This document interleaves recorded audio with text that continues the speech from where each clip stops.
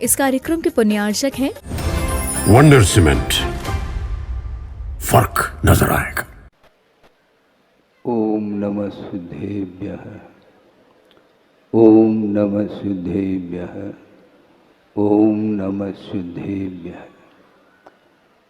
मंगलम भगवान वीरो मंगलम गौतमो वने मंगलम कुंदकुंदाद्यो जैन धर्मोस्तु मंगलम सर्वमंगलमांगल्यम सर्वकल्याणकारकम सर्वधर्माणां जैनम जयतु शासनम। अहिंसा परमो धर्म की, महावीर भगवान की। प्रातः स्मरणी परम पूजाचार्य गुरुवर श्री विद्यासागर जी मुनि महाराज की जय।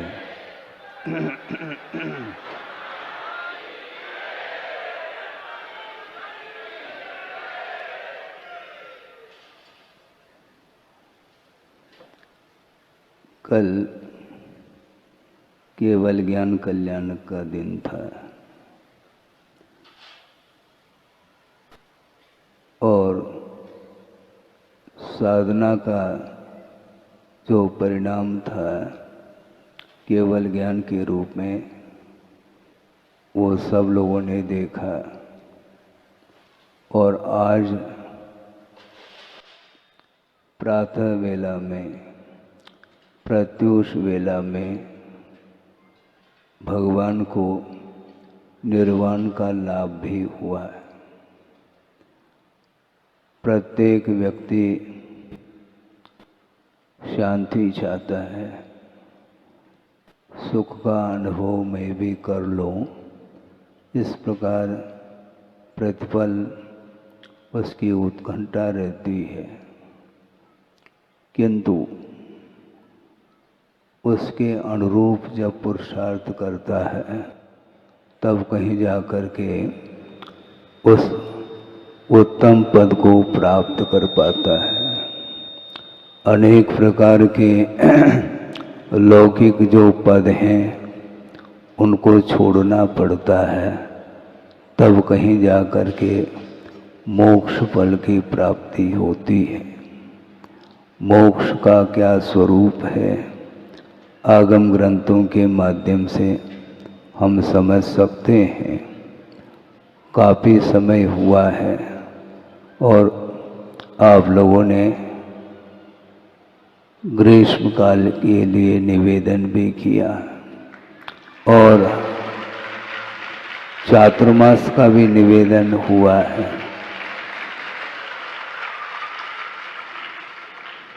और निवेदन को हमने सुन भी लिया है। बार बार यह आग्रह रहा कि महाराज आशीर्वाद दे दें, तो हमने कहा कि भैया समय हो रहा है, आगे का कार्यक्रम और भी जो हो सकता है। वस्तुतः मोक्ष की उपलब्धि जो होती है, जब तक हल्का नहीं होंगे तो ऊपर उठ नहीं पाएंगे। जीव का स्वभाव क्या है? ऊर्ध्व गमन करना उसका स्वभाव है, किंतु कर्म के उदय के कारण ऊर्ध्व गति उसकी नहीं हो पा रही, किंतु भिन्न भिन्न गतियों में वह अपने कर्म का फल भोगने के लिए चला जाता है। संसार का परिभ्रमण रुकता नहीं, रोकना पड़ता है। बंधन से मुक्ति जो मिलती है अपने आप नहीं मिलती, क्योंकि संसारी प्राणी ने जोड़ा है किसको? पर को जोड़ा है। और अपने आप जुड़ जाता तो अपने आप छूट भी सकता है, किंतु इच्छा पूर्वक संसारी प्राणी पर वस्तुओं का संग्रह करता है, और जब बात आती है छोड़ने की, उस समय वह कहता महाराज ये कब छूटे संसार। संसार छूटता नहीं, छोड़ना पड़ता है, क्योंकि जोड़ा है इसलिए। इसलिए एक हाइकू के माध्यम से इस विषय को आगे थोड़ा सा और ले जाना चाहता हूँ। गुरुदेव ने स्पष्ट शब्दों में कहा है, जुड़ो न जोड़ो। आप सुन रहे हैं? जुड़ो न जोड़ो, जोड़ा छोड़ो। जुड़ो न जोड़ो, जोड़ा छोड़ो, जोड़ो तो बेजोड़ जोड़ो, ऐसा कहा है। अभी तक संसारी प्राणी ने जो जोड़ा है उसको छोड़ना पड़ेगा। न किससे जुड़ो, किसी से भी नहीं जुड़ना है, न किसी को जोड़ना है। और अज्ञान दशा में यदि जोड़ा है उसको छोड़ने के लिए बार बार आचार्य कह रहे हैं। और मान लो जोड़ने की आदत यदि है तो बेजोड़ जोड़ो, ऐसा कह रहे हैं। तो अपना संबंध अन्य व्यक्तियों के साथ जोड़ा था, उसको छोड़ने की बात है। और जोड़ना है तो पंच परमेष्टि के साथ अपना संबंध हमेशा के लिए जोड़ देना चाहिए। बीच बीच में बहुत सारे विकल्प उत्पन्न होते हैं संसारी प्राणी के लिए, और उसमें कारण भी यही है, संबंध को वह जोड़ देता है और आनंद के साथ संबंध स्थापित करता है पर के साथ।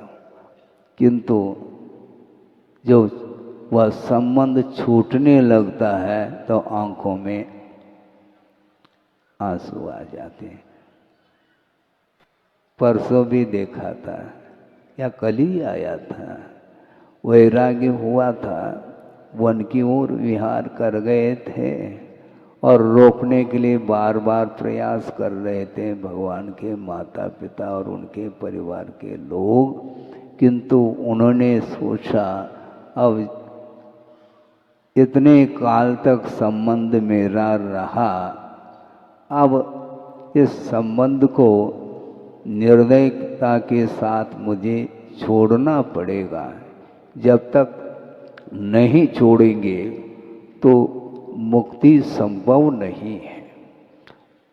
बंधन से मुक्ति के लिए बंधन का स्वरूप भी समझना आवश्यक है, और मोक्ष का स्वरूप क्या है इसको भी समझने की बड़ी आवश्यकता है। एक छोटा सा दृष्टांत गुरुदेव के मुख से कई बार हमने सुना है, उसको आपके सामने रखना चाहता हूँ।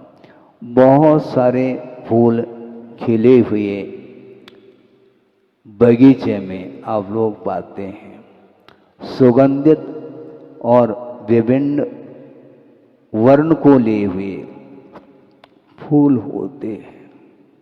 किंतु एक फूल वह होता है जिसकी कोई गंध नहीं होती। देखा कभी? उसको आचार्यों ने सैद्धांतिक भाषा में कहा है, अर्कतूल कहा है, जिसको आप बोलते हैं अकौवा का फूल। फूल तो है, उसकी गंध बिल्कुल नहीं, और वो आसमान में वह उड़ता रहता है और बिना हवा के भी वह ऊपर की ओर चला जाता है। छोटे छोटे बच्चे उसको पकड़ने का प्रयास करते हैं, अच्छा लगता वो देखने में। और उस फूल में इतने बारीक बारीक रोम जिसको बोलते हैं, और सफ़ेद रहता वो।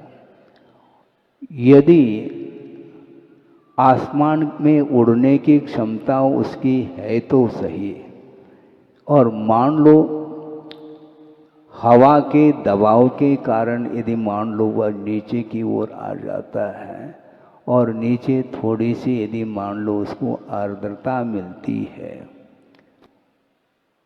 उसमें यदि वह गिर जाता है तो फिर उड़ने का जो स्वभाव था वह समाप्त हो जाता है। तो उसी प्रकार यह परिग्रह के कारण ऊर्ध्व गति नहीं हो पा रही है और परिग्रह को छोड़ना नहीं चाहता।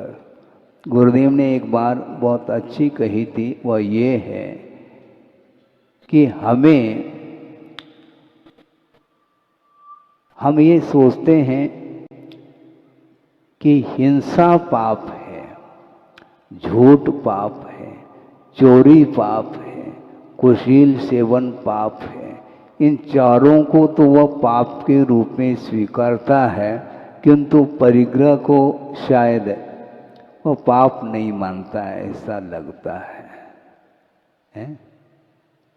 मानता है वो पाप? यदि मानता है तो उस पाप से मुक्त होने के लिए आप लोगों को आगे आना पड़ेगा। अरबपति भी क्यों न हो, उसकी दुकान बंद नहीं रहती। इसका अर्थ और कहाँ पहुँचना चाहता है वही जाने। ये जो आसक्ति है और की जो भूख है उसकी मिटती नहीं है और इसके कारण ही वह भार का अनुभव करता चला जाता है। उन पर वस्तुओं के प्रति स्वामित्व का भाव उसका हमेशा बना रहता है। इसलिए पर वस्तु के प्रति जो स्वामित्व, कर्तृत्व और भोक्तृत्व बुद्धि जो बनती है, उससे जब तक हम ऊपर उठने का पुरुषार्थ नहीं करते हैं तब तक मोक्ष का लाभ नहीं हो सकता। समय ज़्यादा न हो, क्योंकि सुबह प्रातः वेला में अंतर्मुहूर्त नहीं लगा भगवान के लिए और वो ध्यानस्थ हो करके एक कायिक स्वर्ग में जितना समय लगता है उससे भी अल्प समय में वे एक समय में जा करके लोक के अग्रभाग पर विराजमान हो गए। मोक्ष कहाँ पर है? वहाँ आपको अभी और पढ़ना पड़ेगा। मुक्ति तो यहीं मिल गई उनको, वहाँ पर विराजमान हो गए जा करके, तो मोक्ष यहाँ पर हुआ है। वहाँ जा कर के और कोई महल नहीं कि वहाँ पर जा कर के विश्राम लेना है, ऐसा कुछ भी नहीं। वहाँ पर जा कर के वे विराजमान होते हैं, क्योंकि ऊर्ध्व गति स्वभाव है, किंतु लोक के अग्रभाग के उपरांत और ऊपर अनंत आकाश है। वहाँ तक पहुँचने की क्षमता तो उनके अंदर है, किंतु निमित्त का अभाव होने के कारण लोक के अग्रभाग पर जाकर के विराजमान होते हैं और एक समय में पहुँचे हैं। और अनंत काल के लिए प्रलय भी हो जाए तो भी बाल मात्र भी उनमें कोई परिवर्तन देखने में नहीं आएगा। तूफान आ जाए, कुछ भी आ जाए, क्योंकि स्वभाव की प्राप्ति हो गई। अब वह किसी भी वस्तु से व्याघात को प्राप्त नहीं होते हैं। इसलिए उस प्रकार का जो अंतिम पुरुषार्थ माना जाता है मोक्ष पुरुषार्थ, अरहंत अवस्था, ये जीव का स्वाभाविक परिणमन नहीं है। अरहंत अवस्था भी उसकी स्वाभाविक अवस्था नहीं, किंतु सिद्ध अवस्था यह अंतिम अवस्था मानी जाती है। और गुरुदेव ने ये उदाहरण दिया था कि आप घी को प्राप्त करना चाहते हैं तो घी कहाँ से प्राप्त होगी? दूध में घी है क्या? नहीं है तो पी लो। एक गिलास यदि दूध पी लेंगे तो घी का स्वाद आएगा क्या? नहीं। फिर घी निकलेगा कहाँ से? उसी दूध में से ही घी को हम उपलब्ध कर सकते हैं और उस दूध को वह अनुपात से तपाता है और उसमें जामुन डाल देता है अनुपात से। फिर क्या होता है 10-12 घंटे में क्या जमता है? दही नहीं जमता है। दूध जम जाता है तब दही के रूप में परिणत होता है। लेकिन व्यवहार में यही सुनने में आता है कि दही जमता है। दही नहीं जमता, दूध जम जाता है, अर्थात दूध ही दही के रूप में परिवर्तित होता है। फिर उसको मथाने के माध्यम से मंथन करते हैं तो नवनीत सामने दिखाई पड़ता है। और ये नवनीत क्या है? यह अरहंत अवस्था का प्रतीक माना है। अरहंत अवस्था ये अंतिम पर्याय नहीं, किंतु जिस प्रकार नवनीत उस दूध की स्वाभाविक अवस्था नहीं, किंतु उस नवनीत को भी क्या करते हैं? सिगड़ी पर दाह अग्नि का योग मिलता है, फिर वह नवनीत घृत के रूप में परिवर्तित हो जाता है। उसके बाद और कोई भी अवस्था नहीं। उसी प्रकार ये ज्ञानावरणे आदि द्रव्य कर्म, रागादिक भाव कर्म और ये शरीर आदि 9 कर्म, इनसे वह अपने आप को पृथक कर देता है। वह शुद्ध अवस्था उन्हें प्राप्त होती है, जिसको मोक्ष बोलते हैं। और मोक्ष को प्राप्त करने के उपरांत संसार में उनका कभी भी भविष्य में अनंत काल के लिए भी, अनंत काल व्यतीत भी हो जाए तो वो इस धरती पर आएंगे नहीं आपको मोक्ष पहुंचाने के लिए। आप आना हो तो आ जाओ, वो बैठे हैं। अनंत शक्ति उनके पास होते हुए भी वो आपको ले जा नहीं सकते, क्योंकि जाने की इच्छा, मोक्ष प्राप्त करने की इच्छा आपके भीतर है। तो आप पुरुषार्थ करेंगे और पुरुषार्थ के फलस्वरूप वह अवस्था आपको प्राप्त हो सकती है।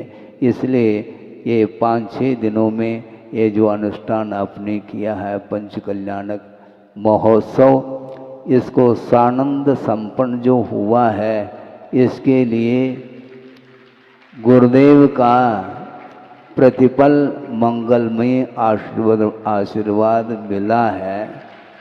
और आप लोगों के लिए भी मिला है तो मुझे भी मिला है, इसलिए यह सानंद संपन्न हुआ है। इसके लिए और भी इस अनुष्ठान को संपन्न करने के लिए शासन प्रशासन का भी सहयोग मिला है।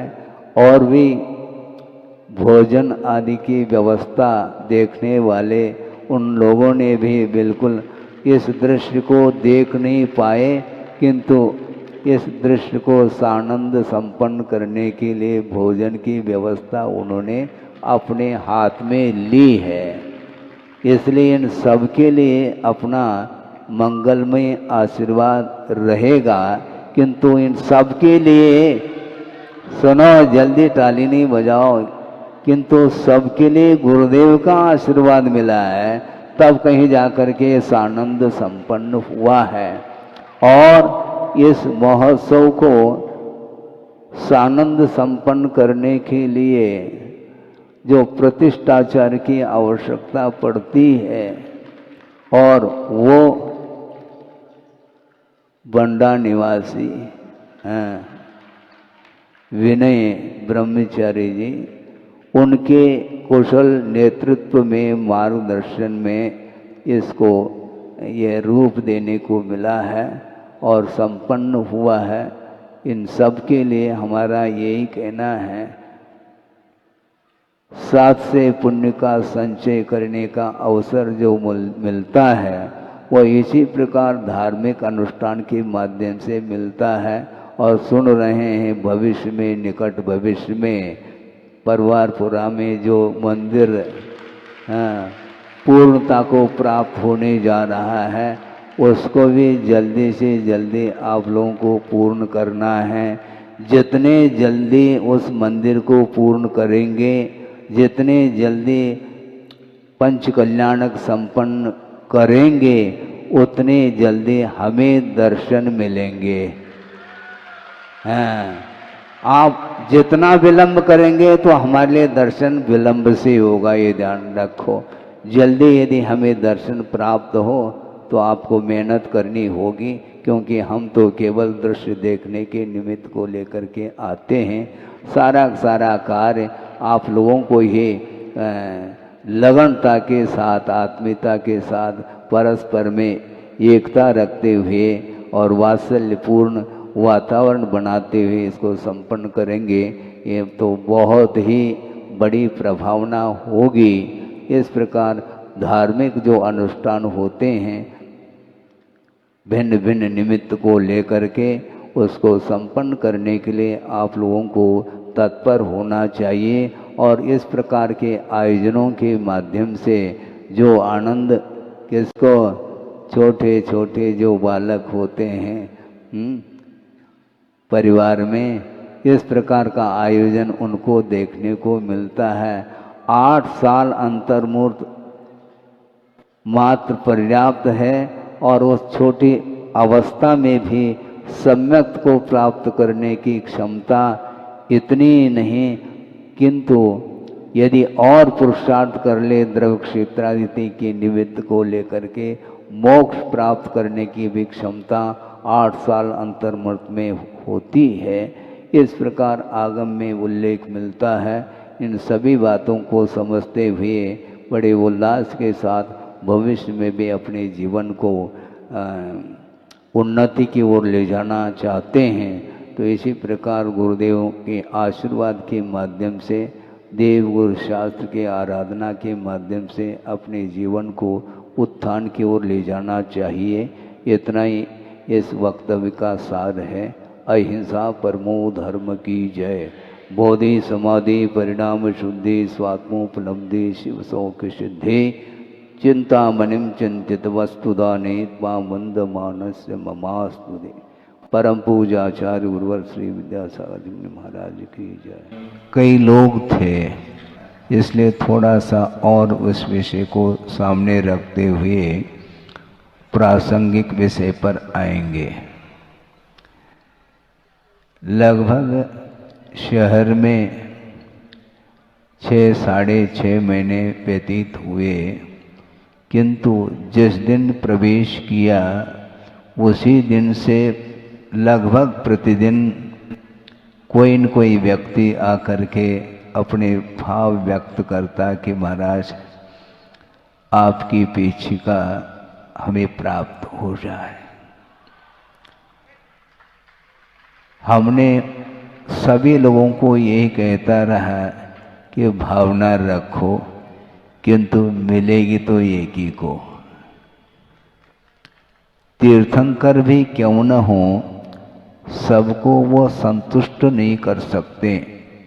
अर्थात तीर्थंकर दीक्षित होने के पूर्व में आहारचर्या के लिए निकलते हैं। उस समय कितने लोग पड़गान के लिए खड़े रहते होंगे जिसका कोई हिसाब नहीं। इसके उपरांत भी जिस विधि से निकलते हैं उस विधि को, उस विधि के अनुरूप ही पड़गान होगा। तो एक ही को संतुष्ट किया उन्होंने, किसको? श्रेयांश राजा को।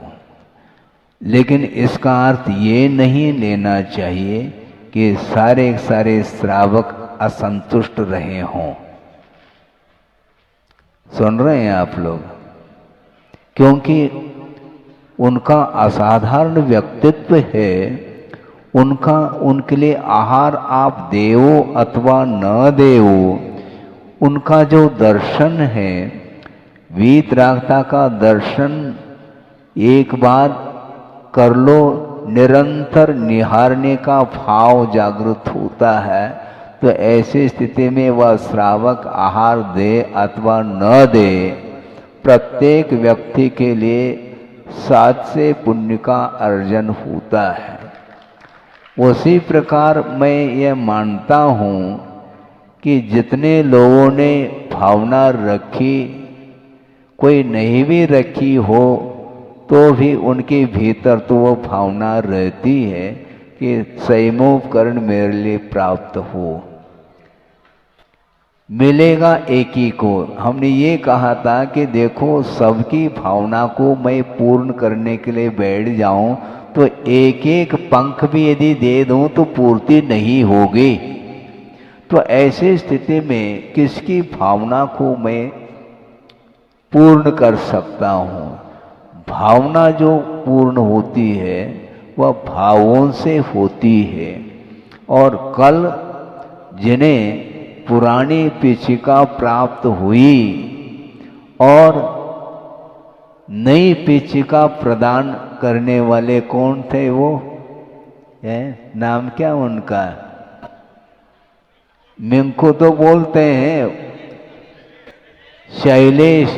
हाँ, उनको हमने बुलाया कि देखो तुम्हारी भावना तो अभी भी है, आगे भी रह सकती है, किंतु अभी वर्तमान में यह संयोजना बन रही है कि नई पिछिका प्रदान करने में हमने सोचा है।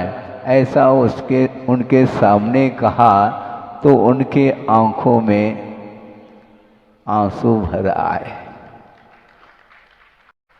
सोचो, विचार करो, आंसू धार लगी है।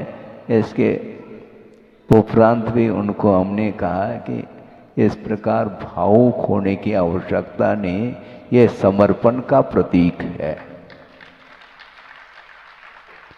6-6.5 महीने तक उन्होंने जो पुण्य का अर्जन किया है वह कहीं जाएगा नहीं, ये ध्यान रखो। हाँ, और समर्पण भाव था उनका, इसलिए एक ही बार में उन्होंने कहा कि महाराज हमें ज़्यादा विकल्प नहीं, लेकिन थोड़े बहुत तो अभी भी विकल्प है, रखो, कोई बाधा नहीं। ये प्रमोद भाव इसको बोलते हैं। हमारे अंदर जो भाव जागृत होता है वह धर्म के प्रति जो प्रमोद भाव होता है, इसी को धर्मानुराग की संज्ञा दी है आचार्यों ने। एक राग वह होता है जो विषयों के प्रति वह आकर्षित करने वाला राग होता है, किंतु धर्म के प्रति आकर्षित करने वाला जो राग होता है वह धर्मानुराग बोलते हैं, जिसको प्रमोद बोलते हैं। आप सब लोग बैठे हैं धर्म सभा में और धर्म श्रवण करने के लिए बैठे हैं, इसलिए आप सबके प्रति मेरा प्रमोद भाव है। कोई बचेगा नहीं, ध्यान रखो, चाहे पीछे लेने वाले हो अथवा नहीं लेने वाले हो, सबके प्रति हमारा प्रमोद भाव इसलिए है क्योंकि जो धर्म की आराधना करने के लिए बैठा है उसके प्रति मेरा प्रमोद न हो तो किसके प्रति हो?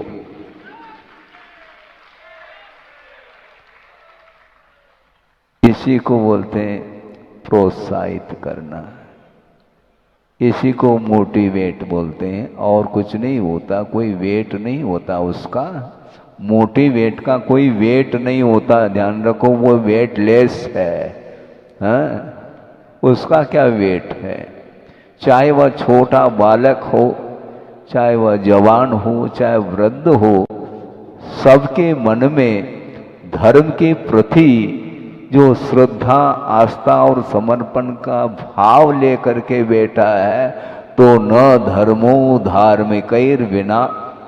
इस प्रकार आचार्य समंत्र भद्र स्वामी कह रहे हैं, धर्मात्मा के बिना धर्म रह नहीं सकता।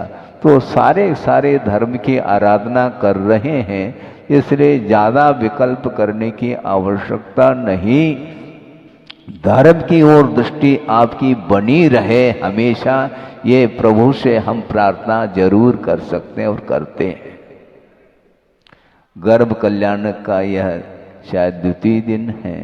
कल पीछे का परिवर्तन हो गया और कुछ शेष जो गर्भ कल्याणक संबंधी जो क्रियाएं होगी वह यथा समय पर होगी। हम थोड़ा सा इस विषय को और आगे बढ़ाना चाहते हैं। वह ये है कि प्रमाद और प्रमोद में बड़ा अंतर है। क्या कहा है? प्रमाद और प्रमोद भाव में जमीन आसमान का अंतर है। प्रमाद जो है वह कषाय की प्रगाढ़ता मानी जाती है, सामान्य कषाय नहीं, किंतु जो कषाय की प्रगाढ़ता है उसका नाम प्रमाद कहा। और उसका स्वरूप निरूपित किया गया है आगम में कि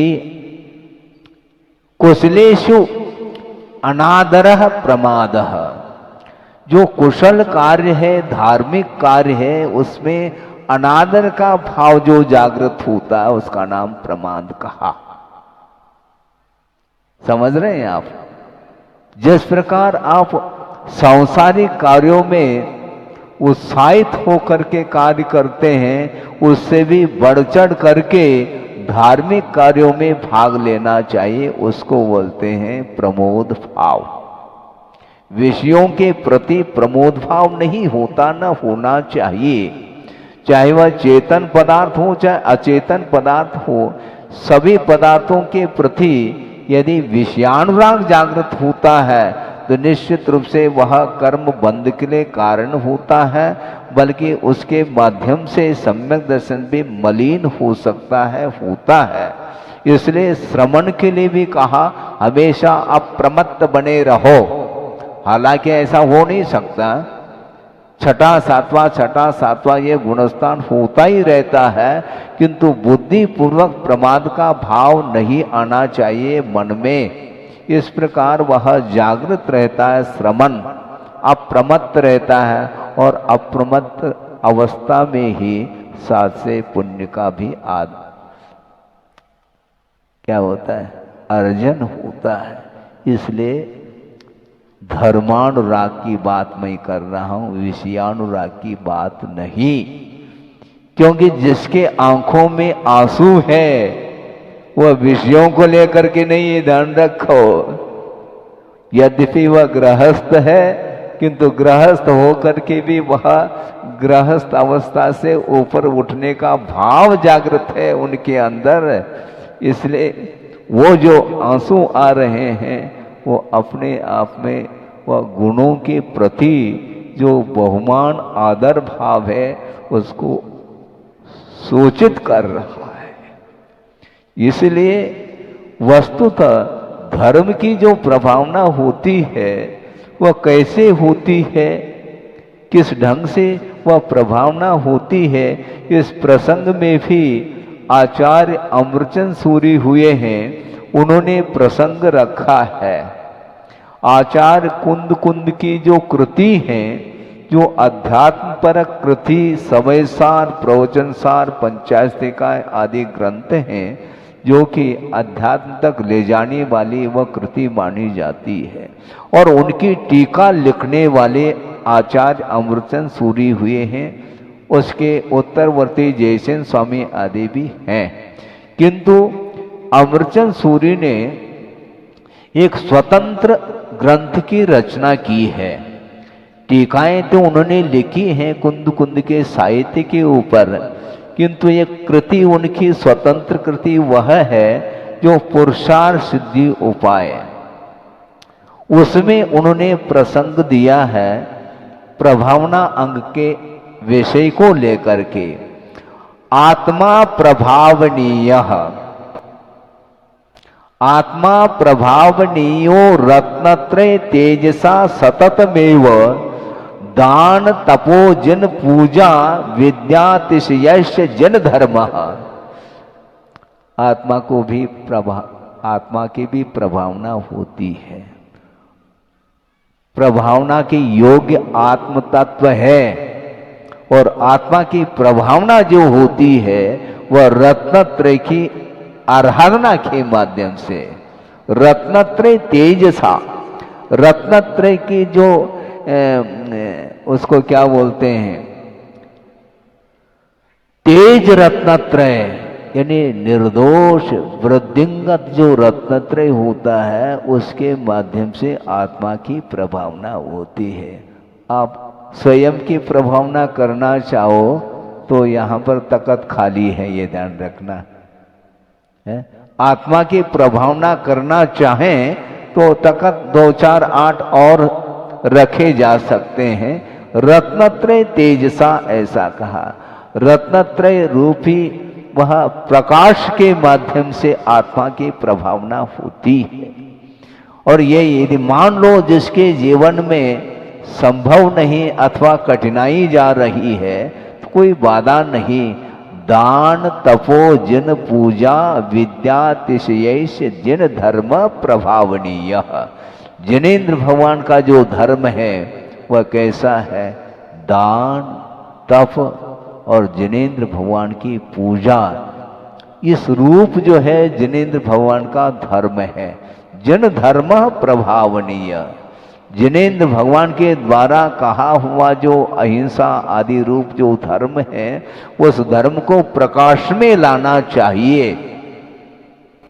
अज्ञान तिमिर व्याप्तिम अपाकृत्य, अज्ञान रूपी जो अंधकार चारों ओर फैला हुआ है उसको दूर करते हुए यथा योग जिनेन्द्र भगवान के शासन को प्रकाश में लाने का जो पुरुषार्थ है वही प्रभावना मानी जाती है।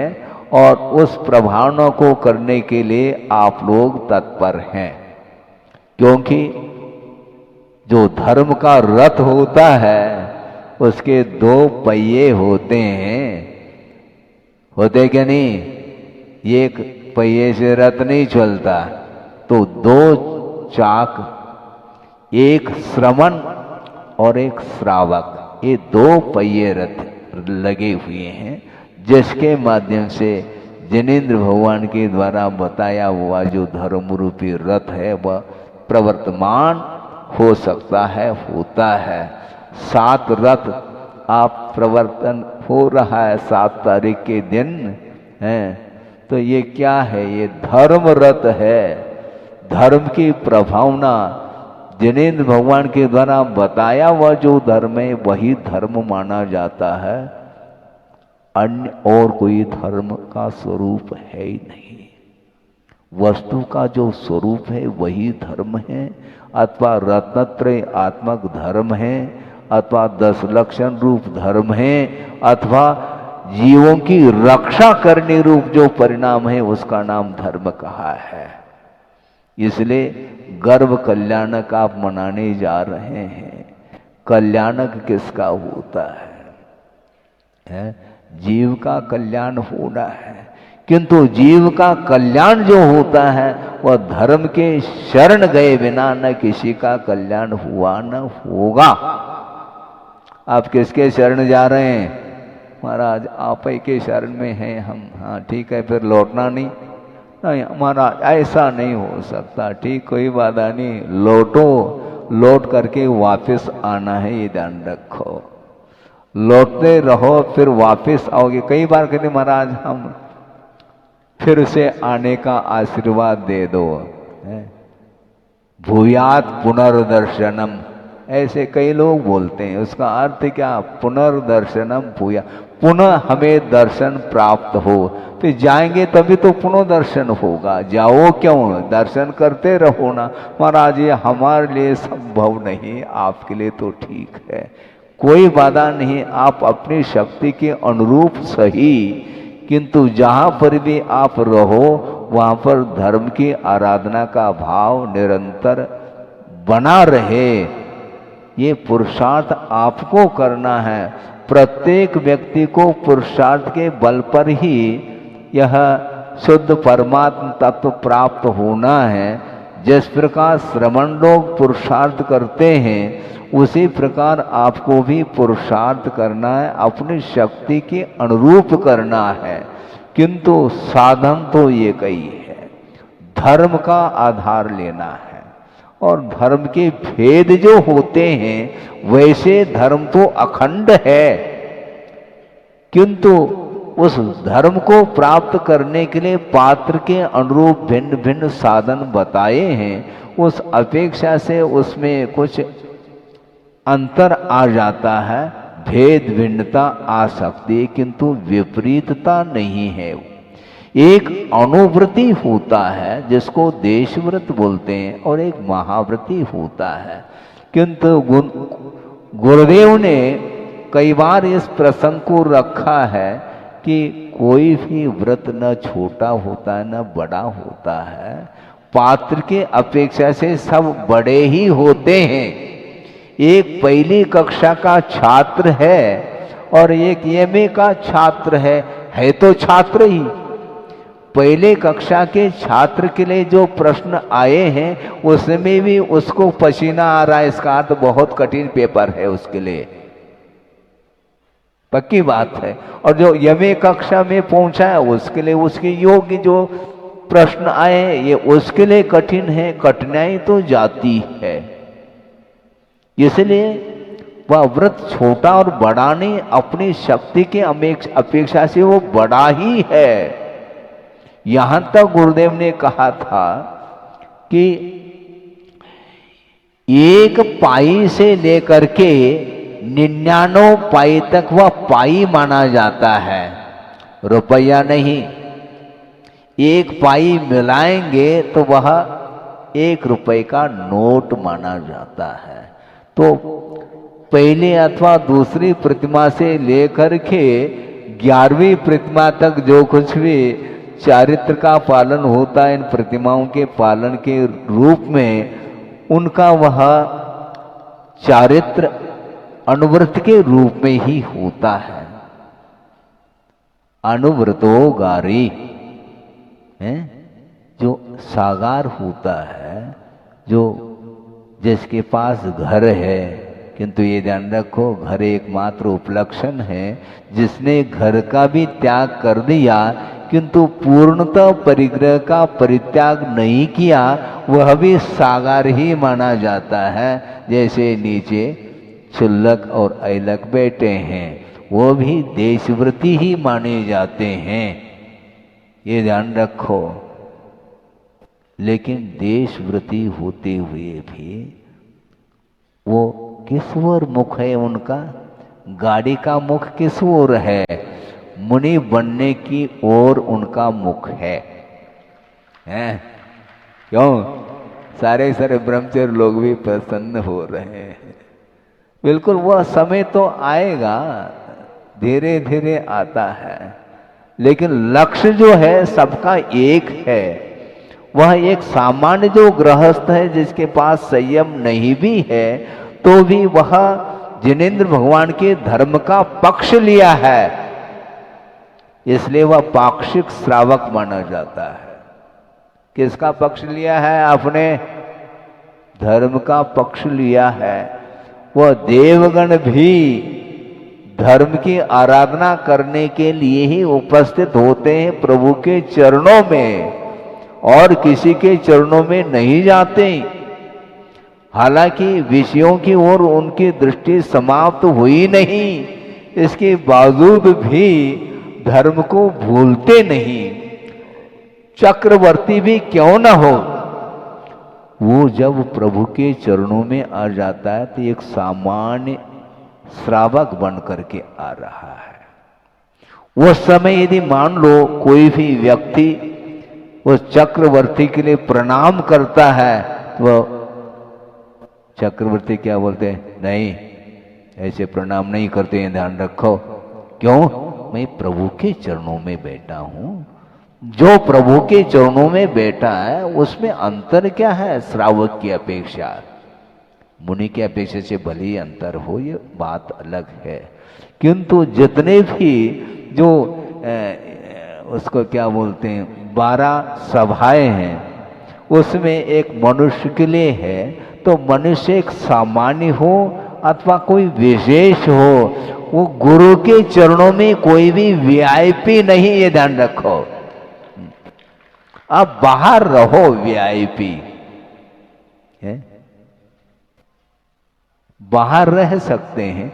चक्रवर्ती वह सठखंड अधिपति है, किंतु समूह शरण में अधिपति नहीं है, ध्यान रखो। फिर कैसे है महाराज? वो भी पुण्य का अर्जन कर रहा है, वो भी प्रभु की आराधना करने में लीन है। प्रभु ही हमारे लिए सर्वस्व है। प्रभु से बढ़कर के और कोई भी प्रभु विभु नहीं हो सकता। इसलिए उनके चरणों में जो आया है वह धर्मात्मा है, और उनके चरणों से जो वंचित है, चरण का अर्थ क्या लेना है? महाराज वो समोसरण में जो नए आए वो भी है, ये ध्यान रखो। वहां पर प्रवेश नहीं किया ये अलग विषय है, किंतु समोसरण को याद तो कर रहा है। समोसरण के बाहर रह करके भी प्रभु की आराधना करने वाले रहते हैं क्या नहीं रहते? रहते हैं। तो आप कहीं भी रहो किंतु प्रभु को भूलना नहीं चाहिए। गुणों के प्रति प्रमोद भाव होता है और विषयों के प्रति प्रमोद नहीं होता किंतु प्रमाद होता है, क्योंकि विषयों का जो ग्रहण करने का भाव है वही प्रमाद है। प्रमाद के कितने भेद हैं? 15 भेद हैं। पहले तो 4 विकताएं हैं, स्त्री कथा, भोजन कथा, राज कथा और चौर कथा। ये 4 कथाएं ये विकता मानी जाती हैं, सतकथा नहीं। ये प्रमाद के अंतर्गत लिया है। महाराज हमारा मन नहीं लगता है। सतकथा में तो तुम्हारा मन थोड़ी लग रहा है, उसमें लगना चाहिए। विकताओं में तो रात दिन वह कथा कर रहा है, वह कथा ठीक नहीं, वह सांसारिक कथा है। वर्तमान योग कम से कम स्वाध्याय किया करो, सतकथाएं मिलेंगी उसमें विकता नहीं मिलती। भले ही युद्ध छुड़ जाए उसमें भी अलग विषय है, किंतु विकता के अंतर्गत नहीं, किंतु सतकथा की ओर दृष्टि रहती है, रहना चाहिए। तो ये 4 विकताएं हैं और 5 इंद्रिय के विषय। ये क्या है? प्रमाद है। यानी विषयों का ग्रहण जिस समय होता है वह प्रमाद में आ जाता है। प्रमाद की भूमिका के बिना विषयों का ग्रहण संभव नहीं। इसलिए विषयों के ग्रहण के समय पर प्रमोद भाव नहीं हो सकता, क्योंकि धर्म साइड में रहता है। उसके बिना नहीं होता। भोजन करते हुए भी पूजन कर रहे हैं क्या आप? बोलो। भोजन करते समय भोजन, पूजन करते समय पूजन। लेकिन भोजन करते समय कम से कम विवेक तो रखो। भोजन करो, कोई बाधा नहीं है, भोजन करो, किंतु विवेक होना चाहिए। भक्ष और अभक्ष का नहीं है तो बहुत ही फिर अनर्थ घटित होगा, क्योंकि वह सम्यक दर्शन से धीरे धीरे वह खिसक जाएगा। जैसे धीरे धीरे प्रवचन होते ही खिसकते चले जाएंगे बाहर, उसी प्रकार यदि विवेक यदि अभाव को प्राप्त हो जाएगा तो वह जो सम्यक दर्शन रूपी जो गुण है वह गुण ही खिसक सकता है। ये ध्यान रखो, सुरक्षित रखो। इसलिए अनुव्रत का जो दायरा है वह बहुत विस्तृत है। इसलिए कोई छोटा और बड़ा नहीं। एक प्रासंगिक विषय को कई बार रखा होगा, किंतु यहाँ पर पुनः जन समूह ज़्यादा है और नए नए पात्र भी बने हैं और उनके लिए यह प्रसंग रखा जा रहा है। गुरुदेव ने इस प्रसंग को रखा होगा या नहीं रखा होगा ये अलग विषय है, किंतु उनके जीवन में ये घटित हुआ है और उन्होंने ही इस विषय को स्पष्ट किया है। आहारचर्या का समय हुआ है और आचार्य महाराज संग सहित आहार के लिए निकल रहे हैं और पड़गान कर लिया। पड़गान करके ले गए। पूजन अर्चन आदि जो कुछ भी नवदा भक्ति वो कर ली। उसके बाद उपरांत गुरुदेव खड़े हो गए। आहार प्रारंभ हुआ और आहार देखने के लिए कई लोग सामने खड़े हैं। उसमें 2 सज्जन जो 16 पहन करके खड़े हैं, हाथ जोड़ करके, भगवान हमारे लिए भी एंट्री प्रवेश मिल जाए। बहुत दिन की मेरी भावना रही है। आहार देने का भाव अंदर से मैं अपने आप को संभाल नहीं पा रहा हूँ, इसलिए देने की भावना मेरी है, इसलिए हमारे हाथ से भी एक आध ग्रास लिया जाए तो ज़्यादा अच्छा है। गुरुदेव तो मौन है, उन्होंने शुद्धि बोली और शुद्धि बोल करके एक और निवेदन किया कि महाराज आहार देने की तो उत्कंठा है, लेकिन ये है कि मैं रात्रि भोजन का त्याग नहीं कर सकता। अब क्या किया जाए? भारी समस्या खड़ी हो गई। तो गुरुदेव ने सामान्य रूप से उनकी ओर देखा तो मुस्कान स्वाभाविक है और मुस्कान के माध्यम से ही उनको एंट्री मिल जाती है। और गुरुदेव ने आहार ले भी लिया। महाराज कैसे ले लिया आप पूछ सकते हैं, बाद में खुलेगा ये। उन्होंने 1-2 ग्रास ले लिए, 2 थे पति पत्नी, और ले लिया उन्होंने। क्यों लिया होगा यह स्पष्ट हो जाएगा, क्योंकि वह पात्र कुछ अलग ही ढंग का था। क्योंकि ग्राहक को देख करके ग्राहक को लौटाया नहीं जा सकता। कभी कभी कुछ विशेष होते हैं वीआईपी, लेकिन किस अपेक्षा से वीआईपी है इसको समझना भी बहुत कठिन है, ये ध्यान रखो। और उन्होंने मौन रूप से स्वीकृति दे दी और आहार ले लिया उनसे। आहार संपन्न होने के उपरांत चौके वाले पहुंचाने के लिए गुरुदेव के साथ साथ गए और वो 2 सज्जन भी उनके साथ पहुंचे हैं। ये नयनागिरी का प्रसंग है, काफी पुराना प्रसंग। नयनागिरी में गुरुदेव ने 3 चातुर्मास किए हैं, 78, 81, ऐसे। शायद हो सकता है 81 का कोई भी प्रसंग हो, लेकिन है नयनागिरी का प्रसंग। और फिर पहुंचाने के लिए गए, उसके उपरांत बैठ गए गुरुदेव और उन्होंने 2 व्यक्तियों की ओर देखते हुए कहा कि देखो, वो समय तो मेरा मौन था, मैं कुछ बोल नहीं सका, अब तो बोल सकता हूं मैं। महाराज आप जो बोलेंगे हम स्वीकार करेंगे, लेकिन वही बात है, रात्रि भोजन हमसे नहीं छोड़ा जा सकता। बाकी जो आप व्रत देंगे हम ले लेंगे, जो भी उपनियम नियम देंगे वो ग्रहण कर लेंगे। तो गुरुदेव ने कहा तुम क्या करते हो? तो हाथ जोड़ करके कहा कि महाराज मैं डिप्टी कलेक्टर हूँ और ये जो श्रीमती है वो जज है। इसलिए तो हमने कहा था ग्राहक को लौटाया नहीं उनने, ये ध्यान रखो। हाँ बिल्कुल फेस रीडिंग करते हैं गुरुदेव जो है ना, फेस रीडिंग करते हैं, और इसलिए उन्होंने लौटाया नहीं।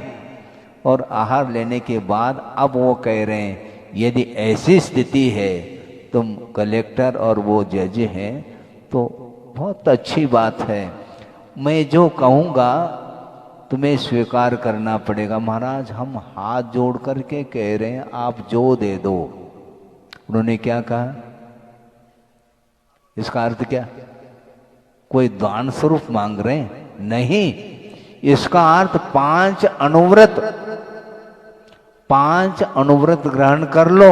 महाराज ये तो उससे भी, हाँ रात्रि भोजन फिर भी कुछ दिन के लिए छोड़ पाएंगे, लेकिन ये तो और कठिन पेपर है। कठिन नहीं है, ध्यान रखो। कैसे महाराज आप समझाओ, फिर हम समझा रहा हूं मैं। उन्होंने ये कहा कि आप दोनों गवर्नमेंट सर्वेंट, ठीक है ना, सर्विस करते हैं, और आप कलेक्टर या डिप्टी कलेक्टर और वो जज है।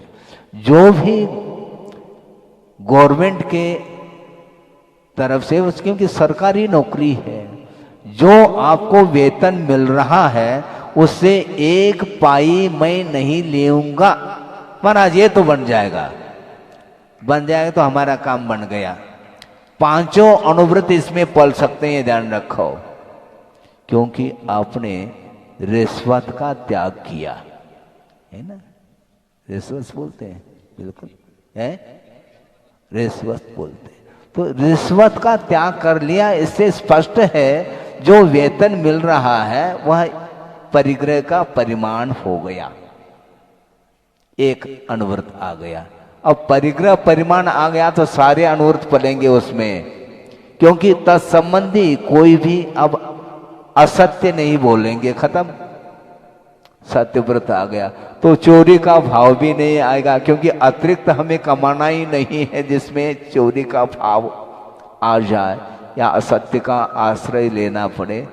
दोनों समाप्त हो गए और उस संबंधी जो हिंसा होती थी वह भी नहीं होगी और आप दोनों स्वदार संतोष हैं।